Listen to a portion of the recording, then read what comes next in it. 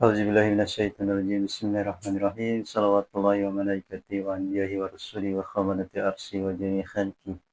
Ala sayyidina wa nabiyyina wa habibina wa syafi'ina wa maulana Muhammad sallallahu alaihi wasallam. Wa alihi wa alaihi wassalam warahmatullahi wabarakatuh. Assalamualaikum warahmatullahi wabarakatuh. Sobat jati diri dimanapun berada. Episode kemarin kita sudah membahas tentang bagaimana kita untuk memperoleh namanya kebahagiaan.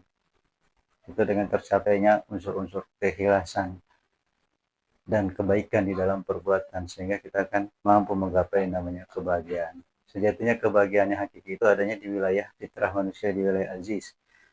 Kalau di wilayah muktasib, kebahagiaannya hanya bersifat semu, bersifat sementara.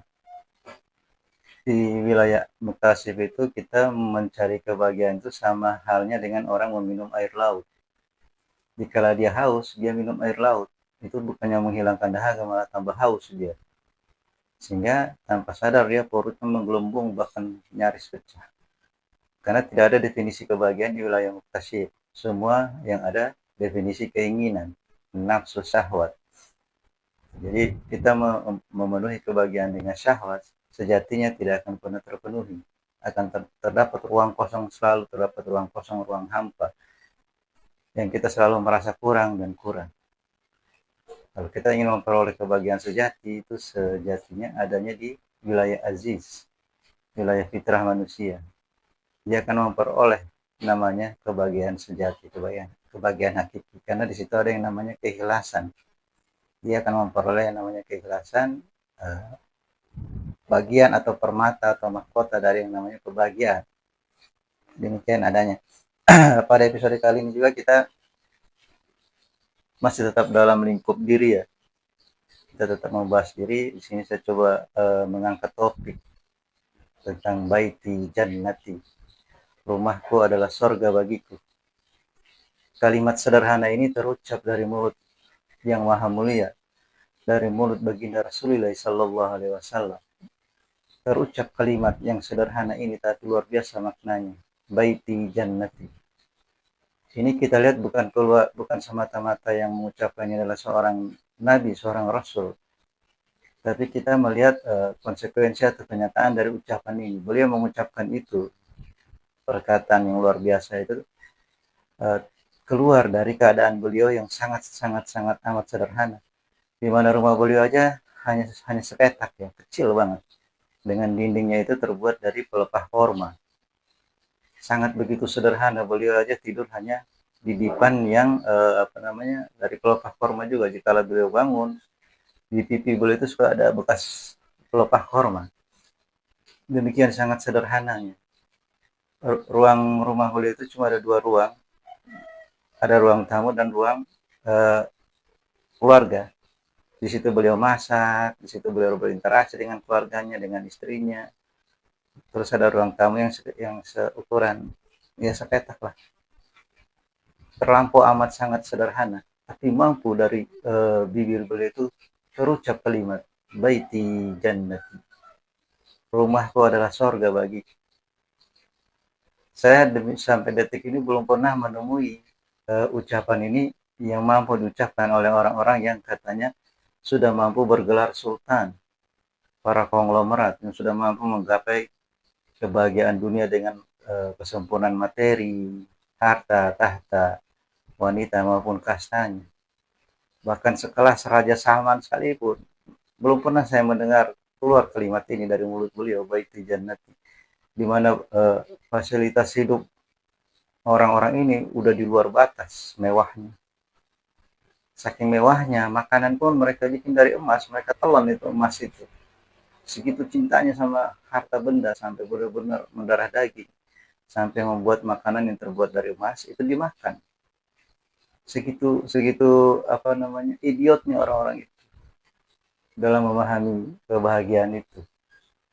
Tapi sehebat apapun kehidupan mereka, mereka selalu sekali lagi hampa, karena hanya memperoleh mencari kebahagiaan itu di wilayah-wilayah muktasib, wilayah-wilayah keinginan yang tanpa dasar.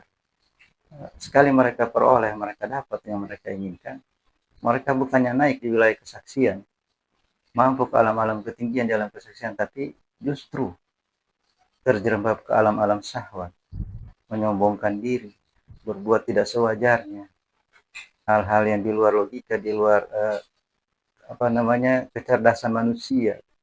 Bisa dibilang mentalnya pun sudah tidak mencerminkan mental manusia, berbuat hal-hal yang luar biasa. Padahal mereka itu orang-orang yang cerdas, yang mampu membuktikan diri di dalam pencapaian. Tapi pada dasarnya setelah mereka capai yang mereka inginkan, mereka timpang kecerdasan. Kelihatan mereka orang-orang yang lemah jiwanya, mental. Karena hanya berorientasi pada kecerdasan intelektual, bukan pada keseimbangan dalam berpikir. Emosional, spiritualnya sama sekali kosong. Sehingga dia terjembrap ke alam-alam tasik, alam-alam bawah. Sehingga kalimat yang seyogyanya orang-orang itu sudah peroleh, yang memperoleh puncak-puncak dunia, sudah mencapai itu, mampu juga berucap hal yang sama, baiti jannati, rumahku adalah sorga bagi. Tapi pada dasarnya rumah mereka aja cuma hanya untuk tempat mereka beristirahat. Setelah beraktivitas sekian hari, pulang ke rumahnya untuk makan, tidur, sama membersihkan. Setelah itu keluar lagi seharian di luar rumah. Rumah itu ya seyogyanya hanya milik pembantu. Dan kebahagiaan yang mereka capai semu dalam artian mereka bahagia dikala mereka masih mempunyai harta benda. Tapi dikala mereka sudah mengalami permasalahan dalam perbendaharaan dunia, kelihatan sekali bahwa mereka itu benar-benar makhluk yang paling menderita di muka bumi. Bahkan orang yang kaya jatuh miskin itu banyak yang mengakhiri hidupnya, bunuh diri lah, entah gila lah, entah depresi. Itu menunjukkan bahwa mereka kebahagiaan itu hanya semu. Nah, ini yang coba kita ingin coba bahas di pertemuan kali ini.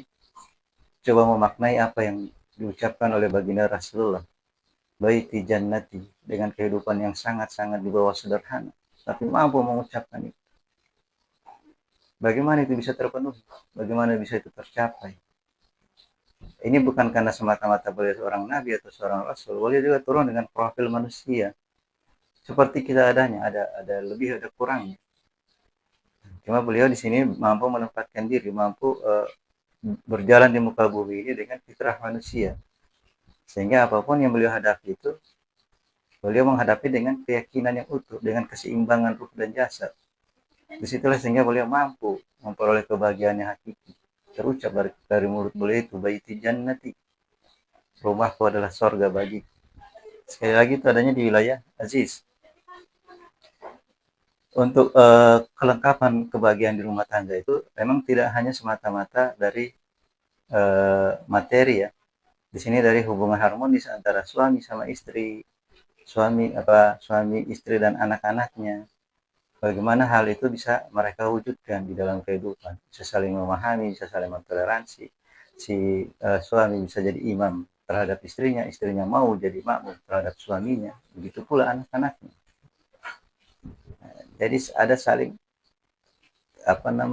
chemistry ya, bahasanya nyambung, suami istri nyambung bahasanya, anaknya pun nyambung komunikasinya, sehingga tercipta itu kehidupan walaupun sangat sederhana, mampu digambarkan sebagai sorga. Luar biasa. Kita perlu bertanya dalam kehidupan kita selama ini kita jalan, apa kita juga sedemikian? Kalau belum, berarti kita coba koreksi di sini. Untuk kita berkomunikasi dengan pasangan kita, dengan anak-anak kita, udah semana. Kita sebagai laki-laki sini untuk menjadi imam terhadap anggota keluarga kita, udah semana. Itu perlu kita koreksi. Jangan-jangan kita hanya sibuk dengan diri sendiri, tidak memperhatikan keluarga. Sehingga namanya kebahagiaan itu semu. Sekali lagi di sini kita peroleh ya dengan keseimbangan itu. Jadi perlu adanya saling pemahaman antara suami dan istri, orang tua dan anak. Di sini kalau seandainya ilmu ini juga bisa kita terapkan di keluarga kita, kita bisa saling memahami. Di sini aku memandu dari sisi nama untuk keseimbangan jasad dan rohani itu harus seimbang.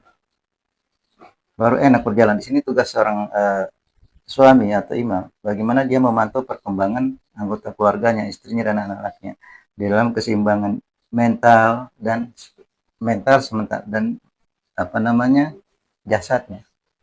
roh dan jasadnya ini. Dia harus mampu memantau ini. Demikian juga dengan dirinya sendiri. Selain dirinya, dia juga memantau perkembangan keluarganya. Itu untuk bagaimana kita mampu tercapai yang namanya ucapan itu ya. Baik jannati, ucapan yang luar biasa, sederhana, tapi sangat dalam maknanya. Apalagi diucapin dengan orang yang dalam kondisi di bawah, uh, bisa dibilang di bawah sederhana ya. Beliau Rasulullah itu luar biasa mampu berucap demikian. Disinilah rahasia hidup itu. Kalau kita ingin selain memperoleh kebahagiaan dengan cara kita mengimbangkan ruang jasad, di sini juga ada satu kunci dalam hidup itu yang perlu kita perhatikan ya. Coba kita perhatikan para nabi dan para rasul diturunkan Allah di muka bumi. Beliau itu diturunkan sebagai raja. Rata-rata beliau turunan raja semua. Orang-orang berkuasa, orang-orang yang menguasai alam, yang dikuasakan Allah. Alam ini ke para nabi dan para rasul. Tapi kebanyakan dari beliau di alam ini turun dengan profil miskin. Aneh bin ajaib. Biasanya raja-raja itu terkenal atau teridentifikasi dengan kehidupannya yang glamor, kehidupan yang super mewah. Tapi para nabi dan para rasul itu terciri dari kehidupan mereka dengan miskin. Beliau sendiri yang memilih hidup miskin itu. Padahal semudah membalikkan telapak tangan kalau beliau ingin menjadi orang-orang yang super kaya, raja-raja yang mempunyai istana-istana yang mewah. Mereka bisa aja dengan sedetik bisa berbuat demikian. Tapi mereka tidak memilih jalur itu. Mereka lebih memilih miskin. Nah, ini yang perlu juga salah satu yang perlu kita coba telaah ya. Ada apa di miskin ini? Kok demikian gandrungnya beliau-beliau para pembesar, para pemuka akhirat itu memilih kehidupan ini di dunia miskin. Ada apa sebenarnya dengan miskin ini? Jadi favorit. Bisa dibilang miskin ini adalah singgasana para nabi, singgasana para rasul. Mereka turun dengan kemegahan miskinnya beliau-beliau itu.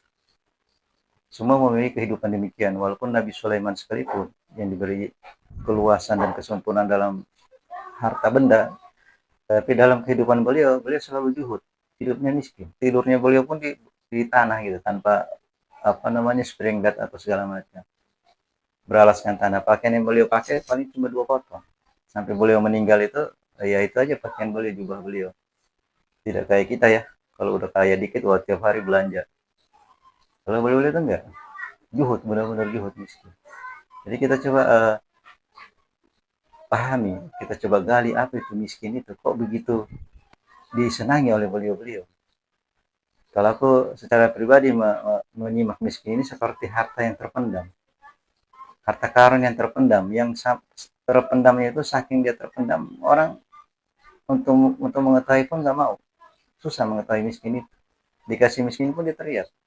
Atau yang sudah kaya pingin miskin pun nggak akan pernah mau. Padahal miskin ini singgasana para nabi, para rasul. Kita yang Allah hadirkan dengan keterbatasan materi atau kemiskinan, selayaknya bersyukur. Walaupun kita bukan nabi atau rasul, setidak-tidaknya kita lah pewaris itu.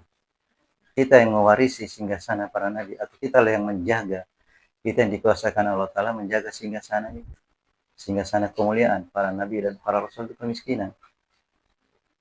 Jadi seyoknya orang-orang kaya itu berbuat lebih dekat dengan orang-orang miskin. Lebih menghargai dan menghormati orang miskin. Jangan makin takabur, makin sombong karena punya harta yang banyak. Sehingga menganggap orang miskin itu sampah. Atau sesuatu yang perlu dicurigai, sesuatu yang tidak ada manfaat. Orang kaya kalau dekat orang miskin udah parno aja. Udah curiga, wah ini jangan-jangan kamu dipelorotin, wah jangan-jangan kamu dimalingin. Udah suzon dia dengan orang miskin. Pada dasarnya kalau kita uji banding di lapangan, kita berbicara tentang hakikat hidup, lebih mengerti orang miskin daripada orang kaya. Coba tanya orang-orang miskin, mereka dalam menjelaskan hakikat hidup, bahkan perjalanan spiritual, mereka lebih gacor daripada orang kaya. Gitu, itu yang ada yang saya sudah pernah buktikan di lapangan. Lebih gacor orang miskin daripada orang kaya di dalam memetakan hidup. Karena mereka ada di dekatnya singgasana para nabi, para rasul. Mereka itulah yang menjaga singgasana itu. Sehingga mereka selalu kebagian keberkahan Allah. Mereka sadari atau tidak sadari, walaupun mereka menjalani miskin dengan penderitaan dan keluh kesah, tetap mereka selalu memperoleh keberkahan dari Allah. Karena mereka lah yang menjaga singgasana itu. Luar biasa miskin ini. Kita coba petakan sedikit apa ini miskin. Mim, miskin itu dari beberapa huruf ya. Mim, sin, kaf, nun. Ini ada 3 huruf. 3 bintang. Ini jenderal penuh ini. 1, 2, 3, 4. Jadi miskin ini sebenarnya pangkat. Ini pangkat jenderal sebenarnya. Jenderal penuh ya. 4 bintang. Orang nggak paham ya, nggak sadari. Mendekati ini pun takut orang. Nggak berani mendekati miskin. Padahal ketinggiannya luar biasa. Mim. Mim ini kemuliaan. Sin ini syir. Rahasianya Allah Ta'ala. Kaf ini kemuliaan dia. Nun itu ya kebenaran, itu cahaya. Nah, jadi ini miskin ini sebenarnya pangkat ketuhanan yang sangat tinggi. Ini jenderal penuh ya. Di sinilah orang-orang yang memperoleh ladunin itu menerapkan kehidupannya di sini, di kehidupan juhud. Makanya para ulama-ulama, para santri yang ingin mematangkan ilmunya, kalau mereka sudah memperoleh ilmu-ilmu ketuhanan, ingin mematangkan, ingin menjadikan ilmunya itu sebagai sumber mata air, untuk sumber mata air hikmah yang benar-benar berhasiat dan bermanfaat buat kesehatan ruh dan jasmani bagi siapapun yang meminum itu. Selayaknya dia mematangkan di wilayah miskin. Cuma yang kita lihat gimana ya, bukannya kita kepo ya, tapi memang itu nyatanya pada zaman sekarang ini, pada akhir zaman, ulama pada dasarnya semua berlomba-lomba mencari harta, menjauhi yang namanya miskin. Takut mereka dengan miskin. Banyak kan begitu yang kita lihat, ulama-ulama itu tampil di umum itu dengan kebesaran pakaiannya, bukan kebesaran ilmunya. Sehingga di saat dia mengisi ceramah, dia berbicara, emang datar kosong di sini.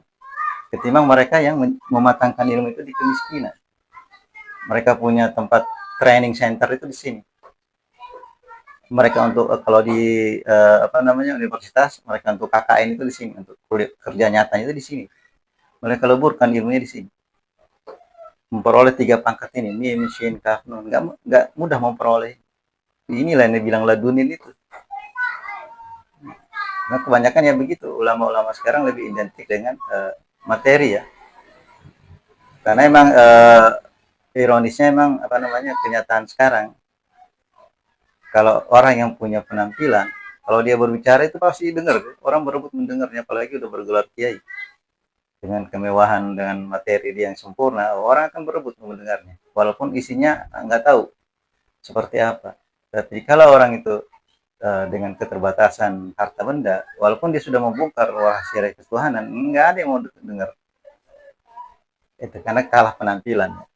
Nah, cuma sejatinya dia selalu dekat dengan Allah Ta'ala. Jadi bagi saudara-saudara kita yang masih diuji sama Allah Ta'ala dengan kemiskinan, jangan berkecil hati. Harus kita semangat berbangga hati. Karena kitalah yang diizinkan Allah Ta'ala itu menjaga pusaka para nabi, menjaga singgasana para nabi, para rasul, yaitu kemiskinan. Walaupun kita bukan nabi, bukan rasul, kita disuruh menjaga aja itu luar biasa. Kita akan kebagian berkah dari Allah yang tiada henti. Sampai benar-benar kita dikumpulkan di hari kiamat beserta para nabi dan para rasul. Karena kita penjaga singgasananya. Kalau orang kaya itu kan harus berapa kali mengalami proses. Dia banyak nyangkutnya di alam masyarakat. Kalau orang miskin ya. Ini rahasia dari kemiskinan itu. Ini sekilas info ya. Nah, jadi betapa tingginya itu, sehingga juga kenapa Rasulullah mampu berucap baitu jannat, itu salah satu rahasia dari kemiskinan itu. Boleh memperoleh kenyataan hidup, kematangan hidup dari yang namanya miskin itu. Nah, jadi di sini saya cuma sekedar saran kepada mereka yang diberi kelapangan harta, diizinkan untuk kelapangan harta, tahta, wanita, atau kastanya, ya sebaiknya jangan ada lagi sama orang miskin. Walaupun kita tidak mau berbagi atau apapun, ya kita berbagi senyum aja udah luar biasa sedekah bagi mereka. Kita kalau lagi ada masalah, coba buktikan aja sendiri kalau kita ada masalah dengan kehidupan kita.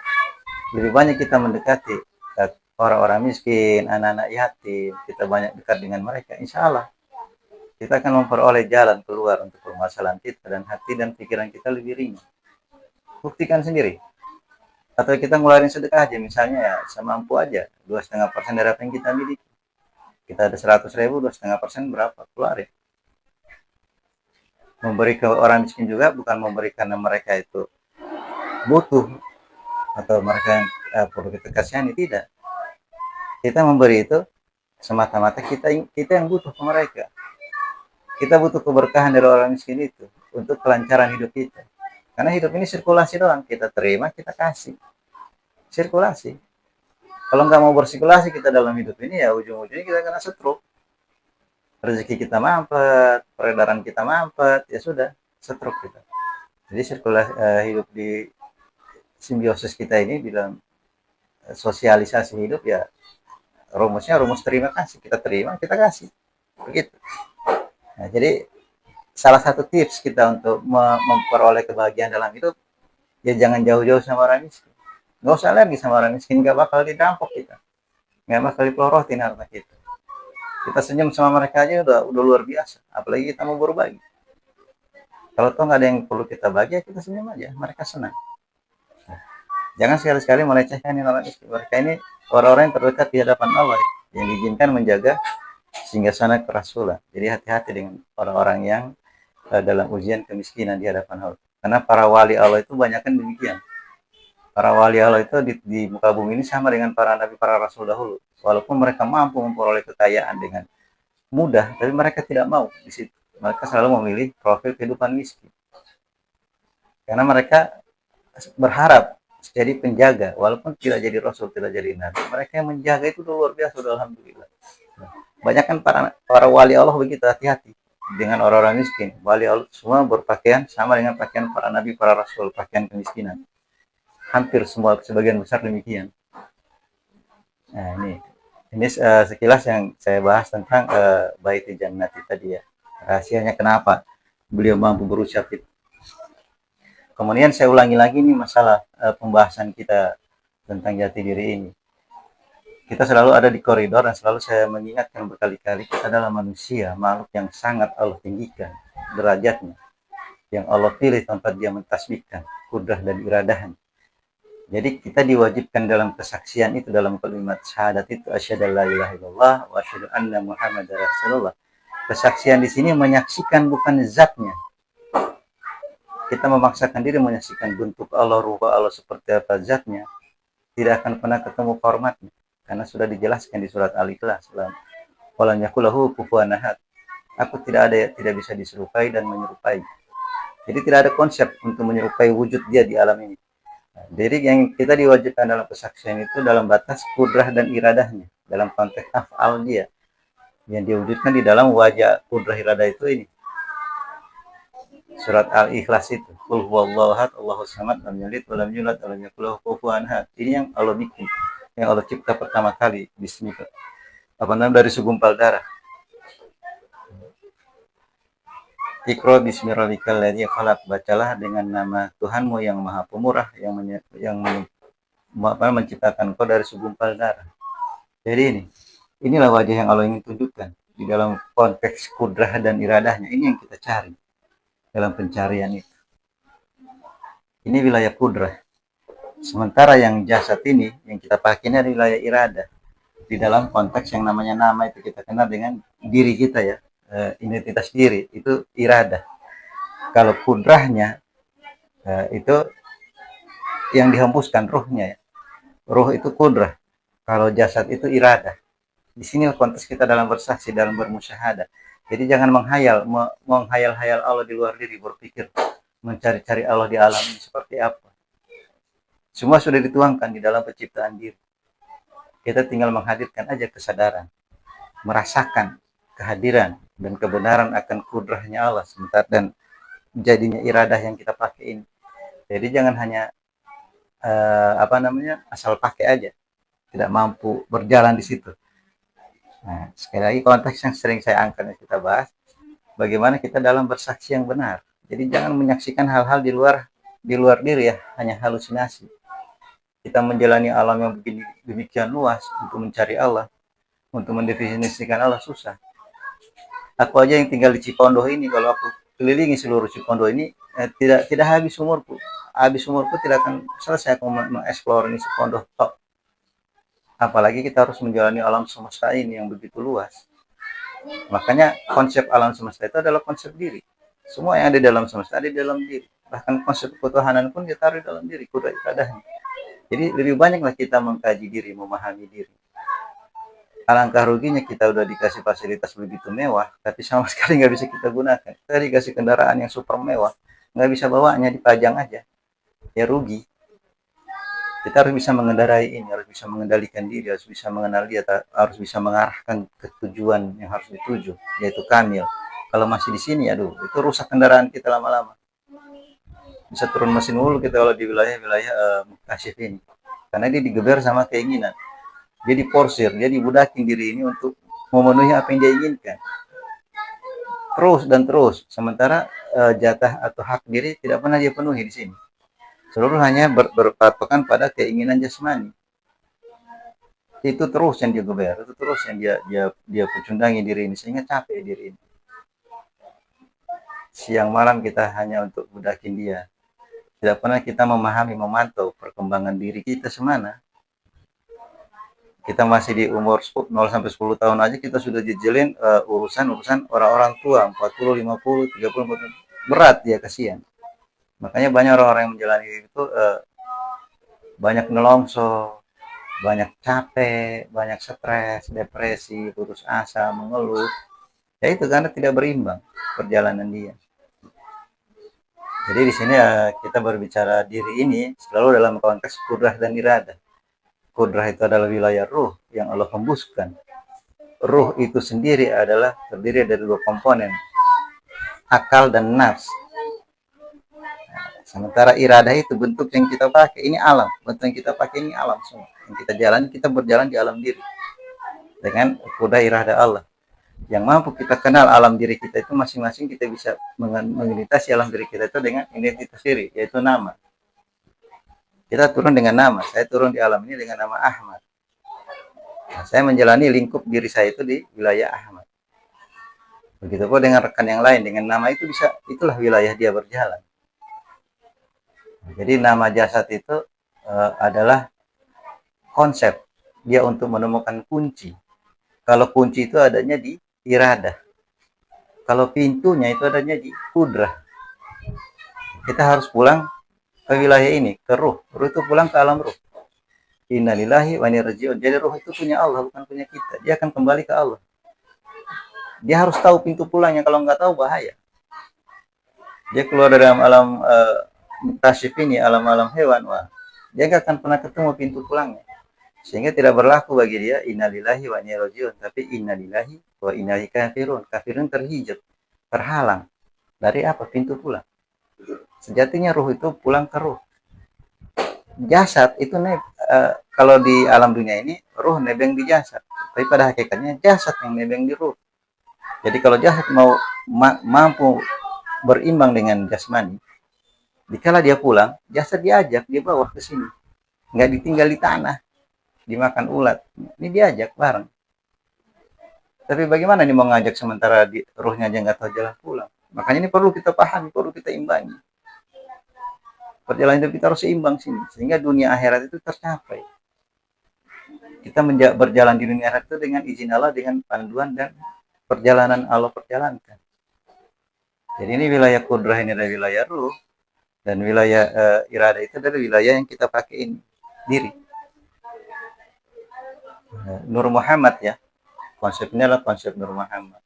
Jadi saya cuma sekedar menambahkan, banyak saya menyimak pembahasan-pembahasan tentang Nur Muhammad. Ya, kalau saya tangkap agak sedikit saya pahami, banyak kan mengartikan Nur Muhammad itu sebagai zatullah. Hati-hati dalam memaknai itu ya, tidak demikian. Jadi kita untuk sampai ke zat Allah itu terlalu jauh ya. Kita hanya sampai di kudrah iradah. Jadi kalau kita membahasakan Nur Muhammad sendiri, kalau di wilayah kudrah iradah itu, Nur Muhammad itu konsep yang hadir dari kudrahnya Allah, kuasanya dia. Dia ingin menampakkan diri itu dalam bentuk apa, seperti apa dia mewadahi diri dia untuk menghafalkan di alam semesta ini, itu konsep. Sehingga Allah Ta'ala memilih konsep manusia yang dibentuk dalam bentuk mim hak mim dal, Nur Muhammad. Itu jadi makna dari Nur Muhammad sendiri itu adalah konsep yang Allah ingin hadirkan di dalam dia mentajalikan kudrat dan iradanya di alam semesta. Jadi jangan salah persepsi. Banyak yang membahas tentang Nur Muhammad terlalu jauh sampai bahkan ada yang mendikasi Allah Ta'ala itulah Nur Muhammad itu. Bukan begitu. Jadi kalau kita mau menelusuri itu harus penuh kehati-hatian ya. Jadi kalau aku sendiri memahami Nur Muhammad itu sendiri hanya sebagai konsep yang dia wujudkan. Jadi dia hadir di alam ini dengan konsep Nur Muhammad itu. Jadi bukan zatnya, bukan konsep. Jadi tolong digarisbawahi. Jadi sekali lagi ini saya terus angkat, saya terus bahas, dan pembahasan saya tetap di lingkup diri. Karena inilah kesaksian itu. Inilah yang dituntut Allah di dalam kesaksian. Di dalam 2 kalimat syahadat. Kita menyaksikan sejatinya kudrah dan iradah Allah. Ini asyhadu alla ilaha illallah wa asyhadu anna Muhammadar Rasulullah, itu iradah. Kudrah dan iradah. Itu konsep. Roh dan jasad. Itu yang kita saksikan dan kita diizinkan berjalan di situ dalam wilayah kesaksian. Kemudian di sini ada teman saya juga, di sini sahabat jati diri ya, yang juga sudah request ingin dipetakan nama beliau Kartono, 15 Juli 1980, umur 45 tahun. Kalau umurnya 45 tahun, beliau sejatinya ada di posisi radiyah, posisi berserah. Seharusnya beliau sudah menemukan yang namanya mutmainnah, ketenangan. Seharusnya sebelum mampu tiba di kondisi berserah. Jangan sampai beliau udah 45 tahun, kondisi nafsnya, jiwanya itu masih di amarah lawamah mulhimah. Belum tercapai konsep yang namanya mutmainnah, ketenangan. Belum. Kalau masih di sini, makanya dia berjuang. Dan benar-benar fokus di sini, khusyuk. Yang kita khusyukkan di dalam sholat itu ini. Memahami diri.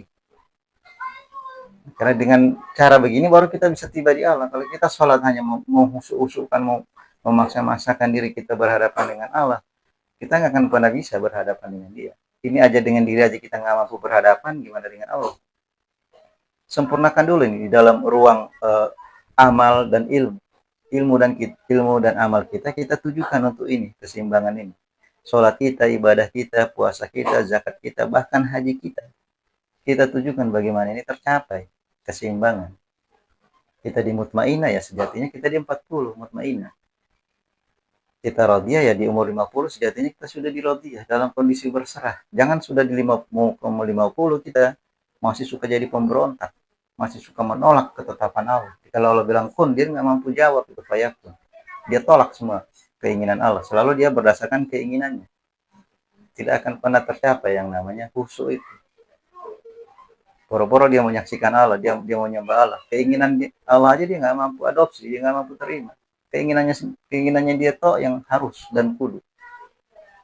Nah, ini yang perlu diperhatikan. Di sinilah khusyuk itu yang kita perlu khusyukkan itu ini. Bagaimana kita berjalan dengan keseimbangan. Di saat kita 40 ya sejoknya kita sudah di mutmainnah 40 juga. Jangan masih di mulhimah, masih di lawamah atau di amarah. Jangan. Harus seimbangkan di sini baru kita mampu tiba di berserah. Berserah di dalam keyakinan. Kita bergantung kepada yang maha tempat bergantung. Allahus Samad, dengan segala kesempurnaan yang dia terjemahkan, yang dia umumkan di alam ini dengan asma'nya. Semua kesempurnaan Allah kita bergantung di yang sejatinya tempat kita bergantung. Bergantung kepada yang maha kuat, yang maha sempurna. Kita akan memperoleh kenyamanan di situ. Tapi dengan keyakinan, kalau nggak yakin ya kita nggak akan bisa berserah. Sementara keyakinan itu adanya di wilayah mutmainnah, ketenangan ini. Hanya orang tenang yang memperoleh keyakinan dan hanya orang yakinlah yang bisa tenang. Gimana dia mau tenang sementara keyakinan tidak ada? Pasti di sini dia galau terus, dia bimbang, terombang-ambing dia di sini. Di tengah lautan nafs ini, amarah lawamah mulhimah, tidak pernah mencapai tepi. Kalau dia sudah capai keyakinan, dia akan tiba di mutmainnah. Itu syaratnya, keyakinan yang adanya di wilayah ajiz ini. Jadi seorang Kartono itu dia seyoknya ada di wilayah berserah diri ya, radiyah nomor 45 itu. Dan beliau ini dihembuskan Allah Ta'ala ruhnya itu di pintu pertama. Setelah kita telusuri dia di pintu pertama, pintu tauhid. Pintu yang berbicara tentang keyakinan. Jadi seorang Kartona ini selayaknya berjalan di dalam perjalanan ruang hidupnya itu di dalam konteks keyakinan. Jangan berpikir ragu-ragu, jangan galau, dan jangan juga terlalu ambisius, terlalu rakus atau segala macam. Itu akan mempengaruhi dari pola yakin dia. Dia tancap gas tanpa rem, ya kejedotnya jeber habis, baru dia akan pusing, dia mikir. Makanya di sini udah alon-alon. Jadi dia kuncinya juga di sini dari seorang Kartono ini tetap ada di huruf ta ya. Dia ada di huruf ta. Ketaatan. Obsesi seorang Kartono ini ingin selalu memperoleh suatu hal yang serba sempurna. Ingin menghadirkan hidup itunya hidup yang sempurna, perfect. Sekali lagi, kesempurnaan itu adanya di kamil. Kita membahasakan kesempurnaan di sini bukan sebagai jadi seorang tuan, atau jadi seorang yang super power, atau jadi seorang yang konglomerat, atau seorang yang jenius segala macam. Bukan. Kita untuk menjadi seorang tuan, menjadi seorang yang sempurna itu adanya di kamil, hamba. Jadi kesempurnaan sejatinya itu adanya di kondisi hamba. Jadi Kartono dalam mengekspresikan dirinya dalam pencarian jati diri itu selakunya dia berdiri sebagai seorang hamba di wilayah tauhid. Dia tetap kuat dengan karakter apinya ya. Ini karakter api di sini. Dia tetap strong di dalam keyakinan dia, tetap kuat, tetap semangat. Orang ini luar biasa semangatnya dan keyakinannya tinggi. Dia tidak pernah kalau dalam mencari apa yang diinginkan, orang yang termasuk fokus. Aku salut sama orang ini, fokus dalam mencari sesuatu dan dia yakin dalam bergerak. Tidak pernah ada kata susah bagi dia untuk mencapai itu. Cuma kadang dia lost control. Kontrolnya di ketaatan ini. Suka berlebihan. Di lost control itu membuat feedback ke diri itu kadang lebih besar ya, benturan balikannya itu. Feedback, sehingga untuk bertahan dari itu dia harus juga sekali lagi harus keseimbangan. Kalau enggak dia oleng di sini. Dia gampang oleng di sini. Ini seorang Kartono ya. Dia harus lebih banyak ketaatannya dalam sholat, di dalam ibadah, dalam zakat, sholat, zakat, puasa, hajinya kalau insya Allah izinkan. Utama sholat itu, dia harus tertib. Dan orang ini memang kalau menjalankan sesuatu itu tersusun ya, bagusnya anak. Cuma sekali lagi dia harus lebih matang di dalam berjalan itu, dalam memposisikan dirinya. Ini yang harus dia husukkan itu, ruh dan jasadnya. Dia berjalan di wilayah iradah itu di sini. Husuk, yang husuk dibilang husuk ini. Bukan husuk di dalam sholat kita paksa-paksa begini, Allah paksa. Apa yang kita paksakan di dalam takbir itu? Kita mau konsep husuk dalam takbir yang bagaimana? Kalau kita mau husuk yang benar-benar sholat di dalam takbir itu, kalau kita sudah tiba di pintu ini, sudah bisa masuk. Hanya orang yang husuk sholatnya itu dia mampu masuk pada wilayah pintunya. Ini dia ketemu apa yang bagaimana praktek husuk dalam sholat itu. Dia takbir apa yang dia ngerti arah takbirnya kemana. Dia niatkan di dalam takbir itu yang dia niatkan apa. Setelah dia masuk sini dia akan peroleh itu. Allah sendiri yang akan ngasih tahu. Aku nggak bisa bicara banyak tentang itu. Sebelum kita sendiri yang masuk ke sini. Jadi kita dapat dulu pintu ini, baru kita dalam praktek sholat itu bisa masuk kategori khusyuk. Cuma berarti kita belum khusyuk itu juga tidak boleh tidak meninggalkan sholat, bukan begitu. Tetap sholat, melatih terus kita konsistensi kita di dalam hidup, di dalam tertib hidup itu, di dalam waktu itu, untuk memperoleh namanya khusyuk di sini, khusyuk di wilayah iradah, di wilayah jiwa dulu, di wilayah diri. Dulu kita cari khusyuknya, keseimbangan. Sehingga kita berjalan benar-benar mantap, sini kokoh kita. Sampai tiba di mutmainah, radiyah, maradiyah. Kami ini Allah yang akan berjalankan. Makanya di wilayah radiyah ini, mutmainah ke radiyah itu wilayah bukan wilayah santai ya. Ini wilayah penggemblengan, ini wilayah bombardir. Di sini pembentukan yang Allah bentuk sendiri. Jadi hati kita yang sekeras batu, itu sama Allah dihancurkan. Siang malam digempur dengan ujian. Dengan maksud hati kita sekeras batu akan berubah jadi lembut. Selembut sutra, selembut salju. Sehingga daya pekanya, daya responnya, sensitivitasnya itu tinggi. Dia hidup, zauknya hidup, rasanya hidup. Sehingga dia bisa berinteraksi dengan wilayah-wilayah ketuhanan. Di radiyah, maradiyah kami. Itu wilayah ketuhanan. dia bisa berinteraksi dengan zat yang maha halus. Allah Ta'ala itu zat yang maha halus. Nah, kalau kita bergaul di wilayah ketuhanan dengan karakter yang kasar, yang keras, nggak akan pernah bisa.